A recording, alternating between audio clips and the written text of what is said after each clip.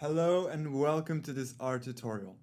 I'm super excited because today we're going to implement decision tree classification model in R.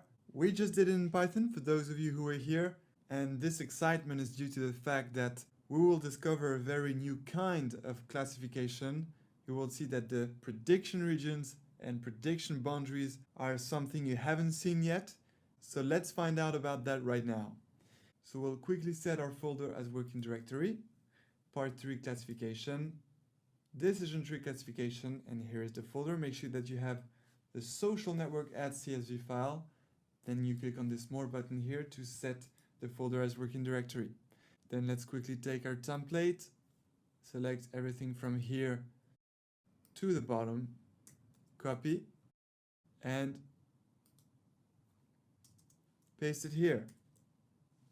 All right, and now let's change a few things. So just not to forget, let's change the titles in the plot. So we will replace classifier by decision tree. And here as well.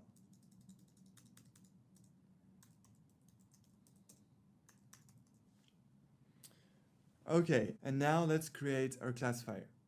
So in R, to create a decision tree classifier, we will use again the most popular library for that, which is the rpart library. So now just check to see if you have the rpart library in your packages. So for example, mine is right here. It might not be the case for you if you're starting R for the first time.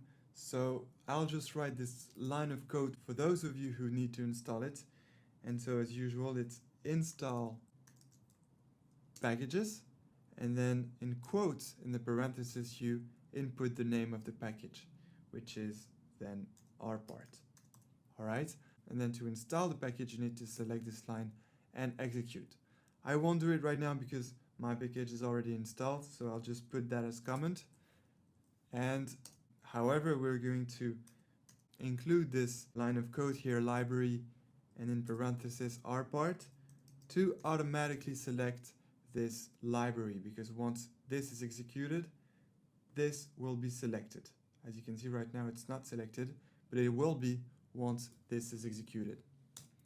Okay, and now we are ready to create our classifier. So let's do this. Classifier, as usual, equals, and then we're going to use actually a function, which is the same as the library, rpart. So rpart, and in this function, we will input the right parameters. So, well, as you can see right now, we can see what those parameters are. But if we want more info, we can click here and press F1. And here we just need to click here to get some info about rpart. Okay, so as we can see, the first argument is formula. So this is a parameter that we have to input. And as usual, we're going to write the formula equals dependent variable tilde dot. And the dot is a shortcut to replace the sum of the independent variables, which is the other way of writing the formula. So that's the same as usual. And then we have the data argument here, which is of course the data on which you want to train your classifier. So this data will be the training set. All right, so let's input the argument. So remember, the first argument was formula equals purchased, that's the dependent variable, tilde, I just pressed Alt N, and then a dot to include all the independent variables. Then comma, and then we input the second argument, which remember it was data, and we pick our training set. Perfect. And now let's execute the whole code. So first we execute this pre-processing part here, as usual. Done. Perfect. So we can have a look at the dataset all fine with our two independent variables, age and estimated salary, and our dependent variable purchased. Training set, all good, and test set, all good. Okay, so the training set and the test set are scaled because we will plot the prediction regions with a high resolution, so we need to scale. Actually, you can try to not scale the independent variables here. because for decision tree, you don't need to scale your independent variables because the decision tree model is not based on Euclidean distance. But since we want to plot the prediction regions with a high resolution, you will see that your code will execute a huge time faster than if you don't scale it. Actually, I think that if you don't scale it, your code might break. You can try that, but be careful. So we will do it, but then we will execute the code again without the scaling to plot the tree. So we will clear everything, and in the preprocessing part, select everything except the feature scaling, and then we will plot our tree in a very simple way. But right now we want to plot the prediction regions, so we scale our independent variables. Okay, so perfect. Now the classifier is ready, so let's execute it. All right, all good. Now we can execute this line to predict the test set results. And actually what's funny is that ypred is not the same as what we were used to. First, for example, we can see ypred here. Remember before ypred wasn't in the data here, we had to type it in the console to have a look at it. And here it's here, so let's click on it to find out what it is. All right, this is ypred, and this is actually a matrix of 2 columns and 100 lines. So what is this new ypred? What is it exactly? Well, as you can see, the sum of the 2 cells here in each line is equal to 1. So can you guess what it is? Well, these are probabilities. The first column gives the probability that the observation, the user belongs to class 0, that is, doesn't buy the SUV. And this probability in the second column is the probability that the user buys the SUV, belongs to class 1, that is, buys the SUV. So here, if we look at the first observation, we can see that there is a very high probability that the user buys the SUV, 0.96, against a very low probability. Well, of course, because the sum is equal to 1. And so that means here that the prediction here is that the user doesn't buy the SUV. And if we look at the test set here and look at the index 0, we can see that indeed in reality the user didn't buy the SUV, and therefore the prediction is correct. But that's because we have ypred this way in our template, and if you don't want this format of ypred, well, you just need to add a simple argument, which is type here. The type equals, and you just need to input class. Okay, let's try. Let's try to execute this line again. And here is ypred. Let's have a look at ypred now. Ypred. There you go. Now ypred is a vector. As you can see, for each observation of the test set, that is for each user of the test set, we have, like before, the prediction 0 or 1 for each user. 0 if the user is predicted not to buy the SUV, and 1 if the user is predicted to buy the SUV according to our decision tree classifier. Okay, so that's a little thing to change here. Make sure that your ypred is your dependent vector of results 0, 1 that we were used to, because here, as you can see, we use the same predict function with the 2 arguments classifier and new data equals grid set. So that means that this won't work because this is supposed to be a vector of prediction results, only this time it's for all the pixel points, the imaginary pixel point users in the grid. But since the predict function is associated to the classifier, which is the decision tree classifier, then if we only keep those 2 arguments here, then this won't make any sense because this will return ygrid as a matrix of the 2 probabilities, and therefore here we will have some problem because it will be a matrix of a matrix, whereas here it's supposed to be a vector. So what we only need to do, and we will do it now so that we don't forget, is to add this type parameter, and we will set it equal to class, and then it will work perfectly. So we'll copy this and add it here as well. Perfect, and now it's ready. Now it will plot the graphs without any errors. So I know I gave you a template that is supposed to work without changing anything to plot the classifications, I'm sorry, sometimes we need to change a little few stuff, and that's why we need to, execute each of the lines one by one to see if it's as it should be. And here, since we found out that due to this little different structure of the decision tree classifier, well, we need to adjust to get the right vector of predictions ypred that we had for the previous classifiers. And so we made the adjustment for decision trees by adding this type argument here and set it equal to class. And now we have the ypred vector that we needed. And besides, yes, we would have encountered some issues if we, computed the confusion matrix this way with this ypred as a matrix of probabilities. But now it will be fine because ypred is set the correct way. So we'll execute this and look at the number of incorrect predictions. All right, now let's enter CM here. And we have 6 plus 11 equals 17 incorrect predictions. So now let's see if we were right to change our code this way so that we can plot the graph. Let's see if it will work.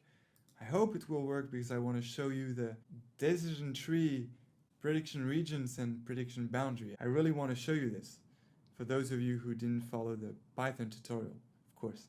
So let's select this and let's see if we made a good job. All right, looks good. So far it looks good, no errors. Let's see what happens. And we were right. This works perfectly well. That's the decision tree classifier. That's the prediction boundary. So as you can see, there's only horizontal and vertical lines. That's because, as Kirill explained, the decision tree algorithm is based on some conditions of your independent variables by finding, each time intervals that will make conditions that will classify in some rectangles your observations.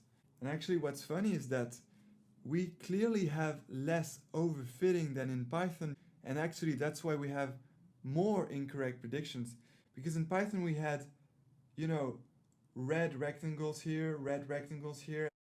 There was also red rectangle here. And here we didn't actually specify more parameters, but this amazing rpart library, and that's why it's very popular, chose the right parameters, the right default parameters to prevent overfitting, because here we clearly don't have overfitting. We had overfitting with Python because of all the red rectangles here that were desperately trying to catch every user in the right category.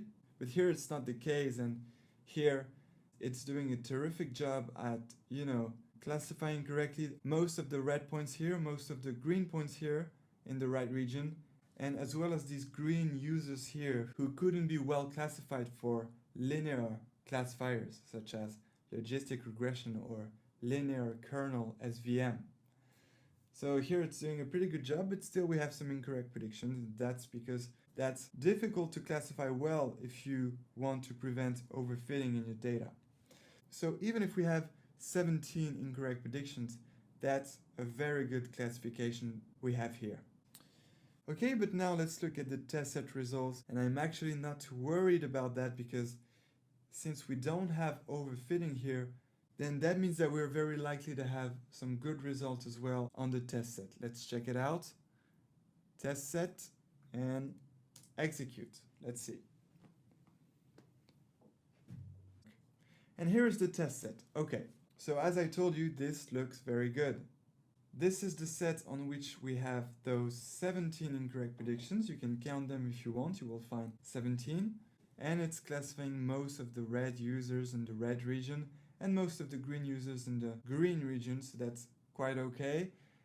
By the way, we can see that most of the incorrect predictions are here. We can see that we have many red points in the green region, so that's unlucky.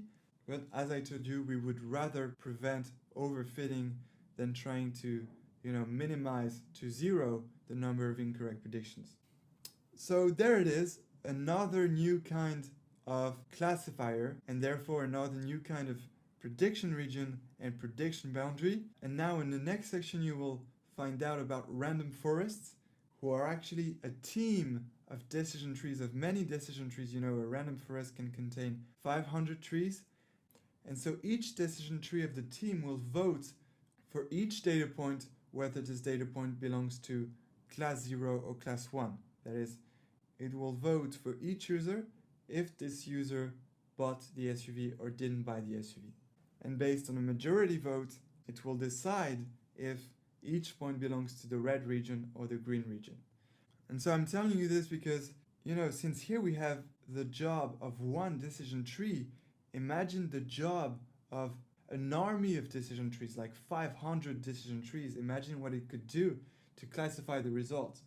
But let's not get too enthusiastic about that. Remember that we want to prevent overfitting, so let's find out anyway. Alright, and now time for the little extra bonus. Let's plot the decision tree. So in order to have the best interpretation, we're going to remove the feature scaling, and to do this we're going to clear everything and re-execute the code, but without feature scaling. So let's do this. We're going to clear the data here by clicking on this button here, and yes. Then clear the plots here, yes. And then clear the console as well by typing Ctrl L. Here we go. Alright, now everything is clear. We can re-execute the whole script. So let's do it step by step. We're first going to take all the pre-processing step, but without the feature scaling here. As you can see, I'm not selecting this. Alright, so now Command and Control plus Enter to execute. All good. And now you can see that if we go to our data set, training set, and test set, you can see that the features are no longer scaled. Alright, so for example, in the training set, we have the real age, with their real values, and the real estimated salaries, the real values. Okay, so nothing scaled now. Let's select this to fit the decision tree classifier to the training set. So Command and Control plus Enter to execute. Here we go, now it's fitted.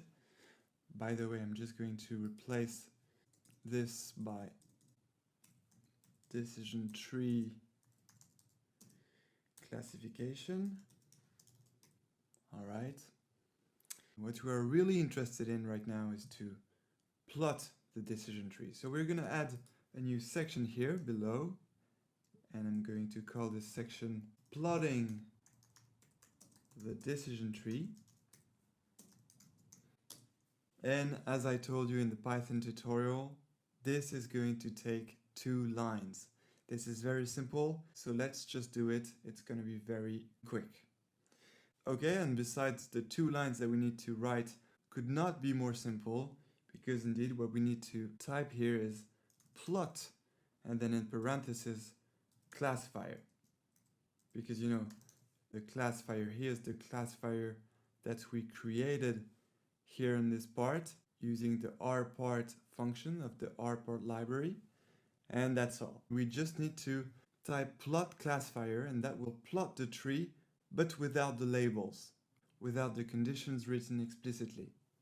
So in order to add these conditions written explicitly, we just need to add below text classifier.